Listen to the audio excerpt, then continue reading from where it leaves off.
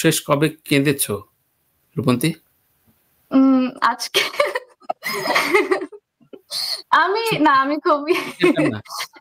আমি খুবই ইমোশনাল, আমি সবকিছুতে কাঁদি। সো এটা বাট এটা অভিনয়ের সময় খুবই হ্যান্ডি আসে। কান্নার সিন আমি করতেছিলাম, তারপর হচ্ছে সিনটা শেষ, লাইট অফ, অডিয়েন্স সাইলেন্ট, আর আমি কান্না করতেই আছি। লাইক আমি এমন ভাবে ঢুকে যাই যে সিন কাট হলেও আমি কান্নাটা থামাতে পারি না। সো চলতে থাকে।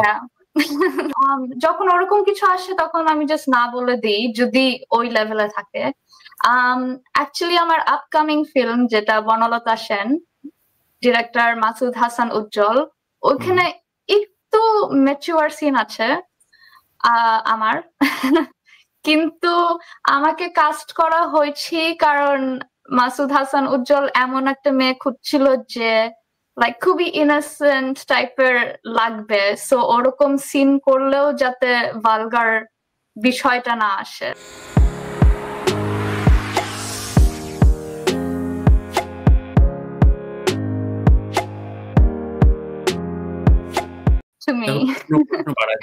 পাবলিক ফিগার বলে একটা কোট আনকোট তোমাদের ভেতর ব্র্যাকেট বন্দি করে ফেলে। পাবলিক ফিগার টার্মসটা তুমি কতটা ওন করো? কেউ বলে যে পাবলিক ফিগার হয়েছে তো কি হচ্ছে, আমার পার্সোনাল চয়েস আছে। আর কেউ বলে না, পাবলিক ফিগার যেহেতু হয়েছে সুতরাং আমার মেনটেন করতে হবে। তুমি কোনটা বিশ্বাসী?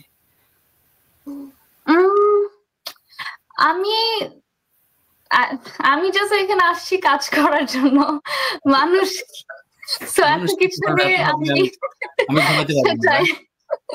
সেটাই, আমি I just want to work and go home. Like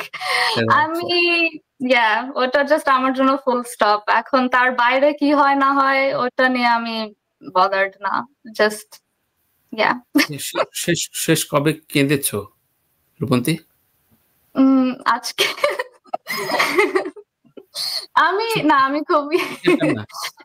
আমি খুবই ইমোশনাল, আমি সবকিছুতে কাঁদি। সো এটা বাট এটা অভিনয়ের সময় খুবই হ্যান্ডি আসে, কারণ আমি ইমোশনাল সিন গুলোই আই গেস বেস্ট পারি। আমি খুব বেশি ঢুকে যাই ক্যারেক্টারের মধ্যে। ইভেন লাইক রিসেন্টলি একটা মঞ্চ নাটক করেছিলাম, কান্নার সিন, অ্যাকচুয়ালি ওটাই কি যেন কাজী নজরুল ইসলাম কবি আছে, জাতীয় কবি। জি ওনাকে নিয়ে তেড়ে আসবে আমাদের জাতীয় কবি কাজী নজরুল ইসলাম। জি তো ওনাকে নিয়ে একটা মঞ্চ নাটকে আমি ছিলাম, প্রমীলা দেবী ক্যারেক্টার আমি করতেছিলাম।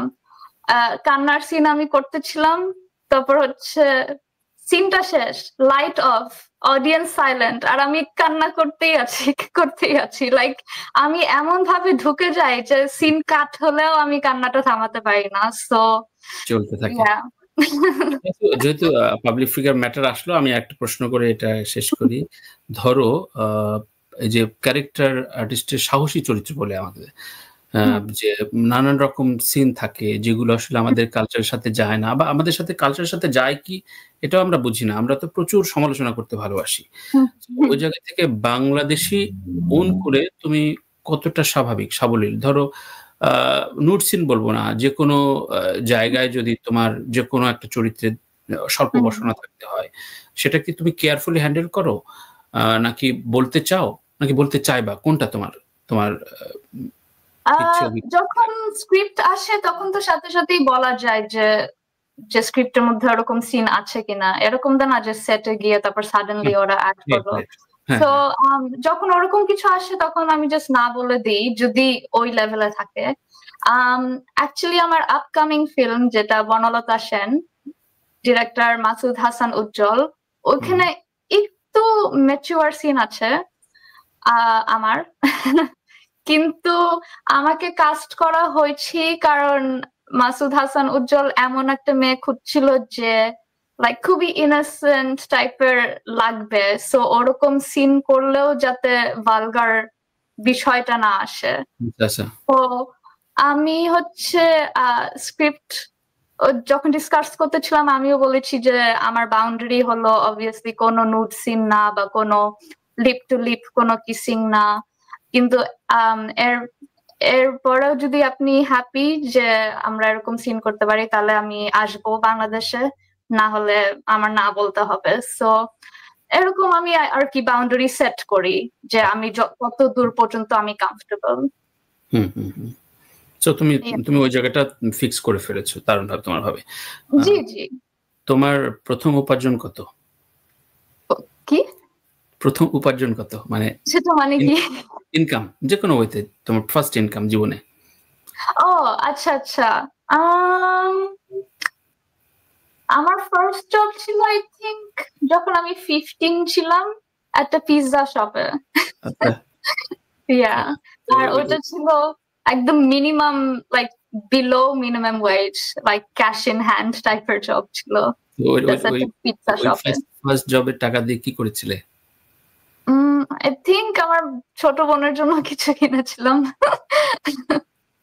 আচ্ছা আচ্ছা, তোমার বাংলাদেশের সবচেয়ে প্রিয় জায়গা কোনটা? বাংলাদেশে গেলে আর কি ঘোরা হয় না, অ্যাকচুয়ালি বাংলাদেশে যাওয়া হয় কাজের জন্য। সো ওরকম আমার কোনো জায়গাগুলো ঘোরা হয়নি, বাট রিসেন্টলি যে ট্রিপে গেলাম নাটোরে শুটিং হয়েছিল, ওইটা আমার খুবই ভালো লেগেছে, কারণ I felt like I time traveled, like মনে হয়েছে যে আমি back in time চলে গিয়েছিলাম, like হ্যাঁ। তো ওইটা আমার খুবই ভালো লেগেছে ওই জায়গাটা, নাটোরের বনলতা সেন। যেমন বললা যে মাসুদ হাসান উজ্জ্বল বলেছে একজন ইনোসেন্ট ফেস খুঁজছে, তোমার জীবনে মানে সবচেয়ে বেশি কোন পয়েন্টে তোমাকে নিয়ে প্রশংসা করে? তোমার চোখ সুন্দর, তোমার হাসি সুন্দর, তুমি নিষ্পাপ দেখতে, কোনটা কে বলে, মানে কোন বিষয়টা বেশি বলে বলো তো? আমি জানি না, ওনাকে জিজ্ঞেস করতে হবে আপনার। ইন জেনারেল মানে মানুষজন তোমাকে কোনটাতে বেশি বলে, মানে মানুষ কি বলে? Just my vibe, I guess.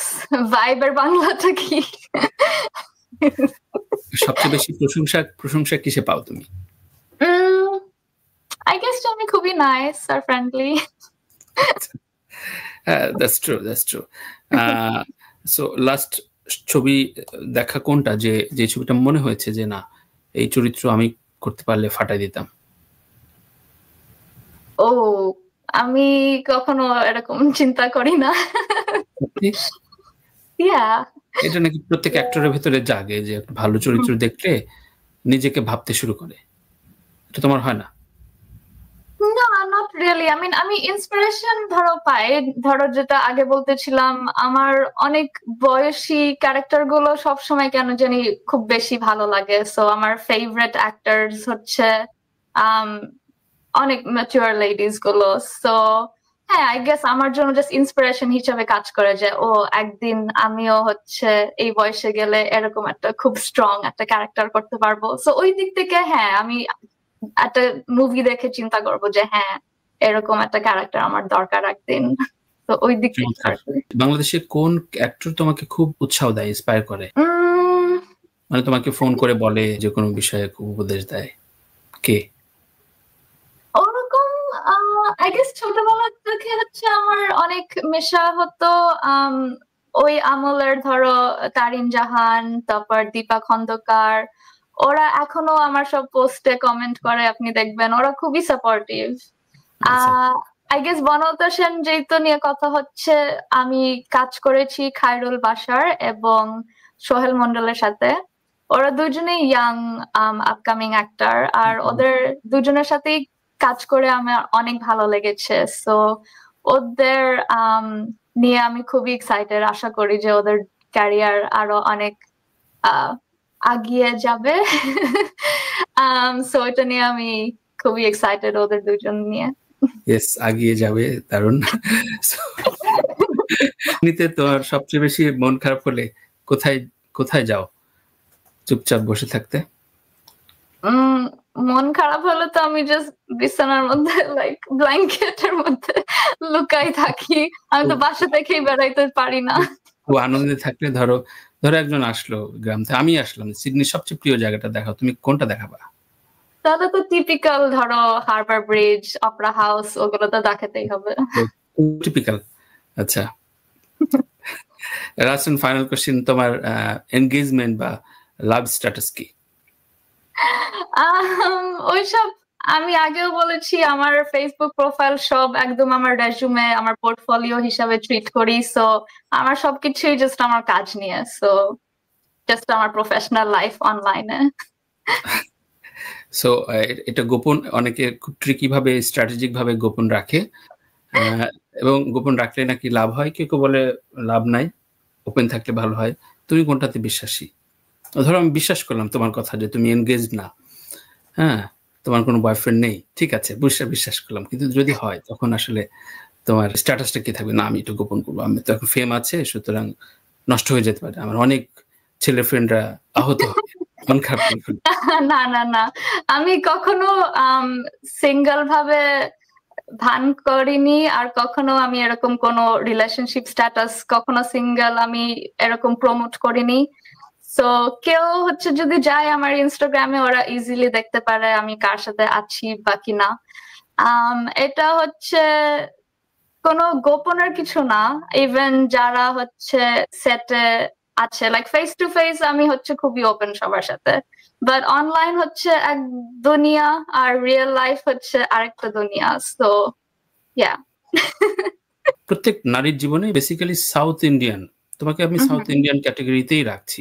ধরো দীপিকা বিয়ের পরে অন্তত একটা গ্যাপ গিয়েছে, তার ক্যারিয়ার ফ্লসটা আগের মতো যায়নি। সো বিয়েটা একটা ম্যাটার করে একটা নারীর জীবনে, অনেকে গিভ আপও করে, আমি জানি তুমি একটা ওরকম অ্যান্সার করবা, কিন্তু কমিটমেন্টটা রাখতে চাই। ধরো বয়ফ্রেন্ড, বিয়ে, কনজুগাল লাইফ, এরপরেও আমি অভিনয়টা আমি এখন যেমন তেজে অভিনয় করছি ঠিক একইভাবে করব, তাই না? মানে বিয়ে ম্যাটার করবে না, সংসার ম্যাটার করবে না, আমি অভিনয়টা একই রকম ভাবে চালাই যাব। জি, সো আমার হচ্ছে প্রফেশনাল লাইফ আর পার্সোনাল লাইফে কোনো হচ্ছে কানেকশন নাই। সো হচ্ছে যাই হোক না কেন, আমার হচ্ছে ক্যারিয়ার তো চলতেই থাকবে, আর আমি অলওয়েজ হচ্ছে অ্যাক্টিং এর প্রতি আমার ডেডিকেশনটা থাকবেই। আর হ্যাঁ, এটা কোনো আমার জন্য কোনো কানেকশন নাই। আর হচ্ছে যদি মানুষ কানেকশন বানায় তাহলে এটা ওদের প্রবলেম, এটা আমার জন্য কোনো অবস্টিকেল না, এটা আমার কোনো বাধা না। কিন্তু মানুষ যদি ওদের পারসেপশনটা হচ্ছে ওদের মনের মধ্যে যদি ওরা মনে করে ও তাহলে আমি এখন রূপন্তীকে আনফলো করব, এটা ওদের প্রবলেম, আর ওরা মিস আউট করবে আমার ফিউচার মুভিগুলোর। সো এটা তাদেরই লস। বা সুন্দর করে বললে, আমি এটা রেখে দিলাম রেকর্ড করে, এরপরেও আমার তোমার সাথে নিশ্চয়ই আরো অনেক সেশনে কথা হবে, বাট তোমার বিয়ের পরে আমি এই অংশটুকু তোমাকে পাঠাই দেব যে ঠিকঠাক আছে। Thank you. আমার নাম তানভীর তারেক। কেমন লাগবে আমার সাথে আড্ডা দিতে, এবং তোমার দর্শকদের উদ্দেশ্যে বলো। না, থ্যাংক ইউ তানভীর তারেক, অনেক ভালো লাগলো আপনার সাথে কথা বলে। আর আমি কোনোই কমেন্টস দেখতে পাচ্ছি না, সো আই ডোন্ট নো সবাই, আশা করছি সবাই এনজয় করেছে আমাদের এই কনভারসেশন। আমি ডেফিনেটলি এনজয় করেছি, সো থ্যাংক ইউ। আপনার প্রশ্নগুলো হচ্ছে খুবই ইন্টেলেকচুয়াল ছিল, সো আমি খুবই এনজয় করেছি। থ্যাংক ইউ আপনার প্রশ্নগুলোর জন্য। খুব ভালো থাকো, আরো আরো আরো অনেক ভালো ভালো কাজ আসুক, এবং তোমার শহরে নিশ্চয়ই কোন একদিন একসাথে আড্ডা দেব। জি অবশ্যই, আপনি ওয়েলকাম, এনি টাইম আসেন। Good luck. আমি তোমাকে সাইন অফ করছি, দেখা হবে।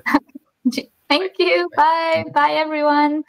সো প্রিয় দর্শক, আজকের মতো এখানেই তানভীর তারেক শোতে রূপন্তীর সাথে আড্ডাটা শেষ করলাম। রূপন্তীর সাথে আমার প্রথম সেশন, নিশ্চয়ই একাধিক সেশনে আমরা কথা বলবো, কিন্তু ওর কথাবার্তায় যে ম্যাচুরিটি পেলাম তাতে খুব স্পষ্ট যে অনেক লম্বা রেসের সে রেস দিতেই আসলে এই ইন্ডাস্ট্রিতে এসছে।